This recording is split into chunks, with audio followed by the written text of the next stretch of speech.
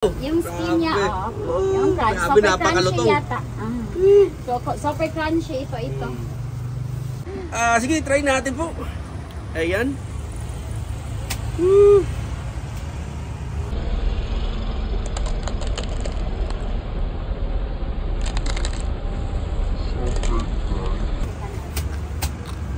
Ay, good niyo.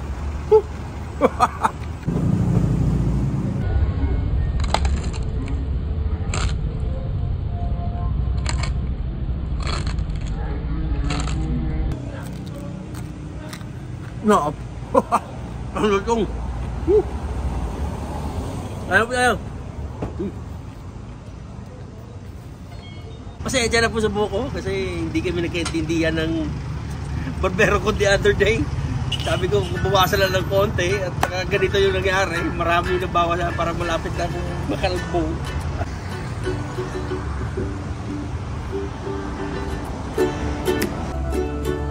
Ito yung pangalan, Tony's Lechon.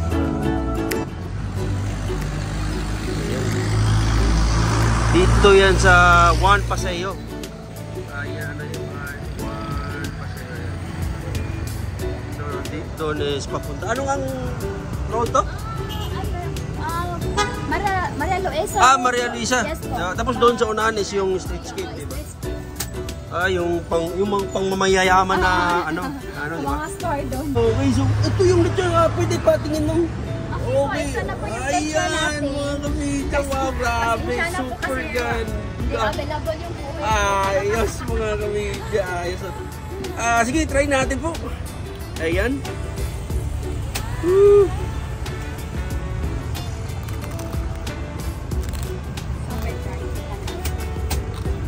Ay, good niyo. Amazing. Super crunchy, super sarap. Madam, sino po pangalan niyo po? Celine po. Celine. Wow, taga dito ka lang po kayo? Actually po, taga Labangon po ako. Yung owner ng Tony's Lechon, nandiyan na sa Pasak Mandawi po. No, mga kamidya. Ang sarap ng ng lechon. Naku. Isa pa.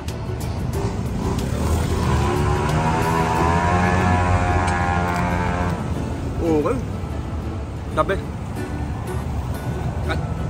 Ayan, mga kamidya, maraming salamat Celine at binigyan tayo ng magandang parte at saka natikman na natin yung balat.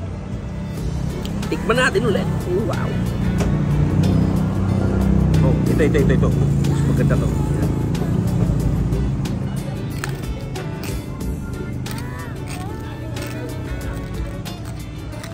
No. Ang lutong. Ayaw po tayo.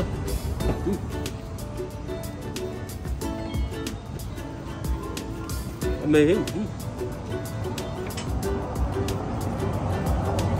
Wow.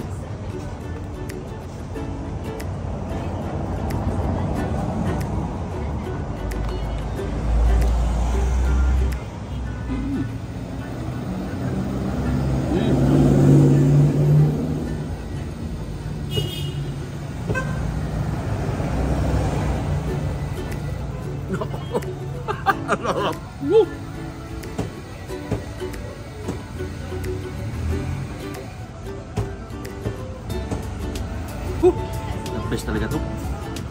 Goodness. The best breakfast in Cebu.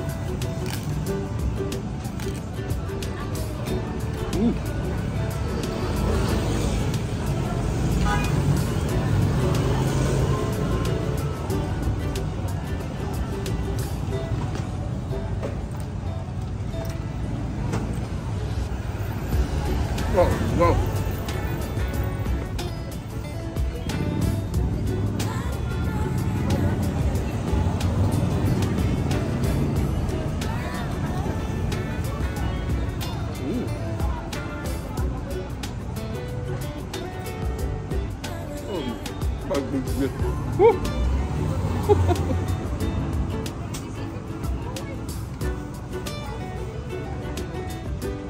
Ayun mga kamedya. 2 thumbs up sa lechon ni Tony's, di ba? Dito sa Banilad or yung Banilad Overpass. Woodland, papuntang Maria Luisa. Superb ang lechon nila.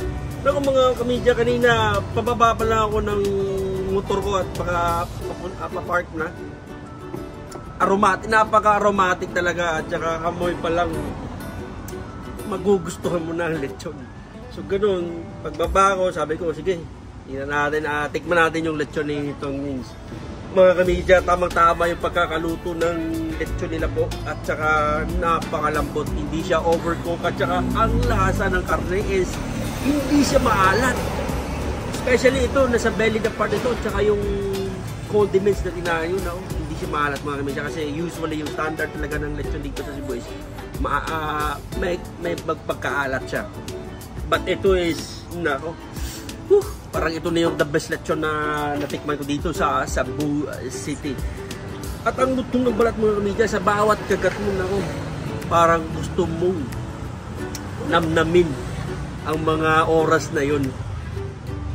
Parang gusto mo talaga i-enjoy yun. Kada kagat mo nako, kagat mo ng balat, kagat mo lamat. Parang ayaw mong huminto na kumain ng lechon. And of course mga kamidya, highly suggested ko pa ito kasi alam mo yung lechon nila is hindi siya malaki at hindi rin maliit. So nasa regular size siya na lechon at ang tipo kong hinahanap na lechon is yung regular size.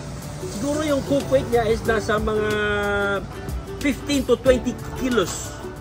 Parang gano'n na. Hindi siya malaki kasi hindi naman ako masyadong nagagandaan sa mga malalaking lechon. Sobrang liit.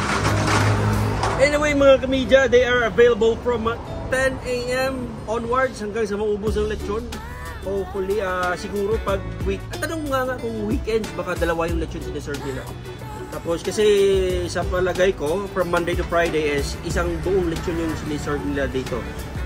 Mula umaga. So usually 10 AM. Pero bubukas yung store is 9 AM. But suggest ko pa is 10 AM.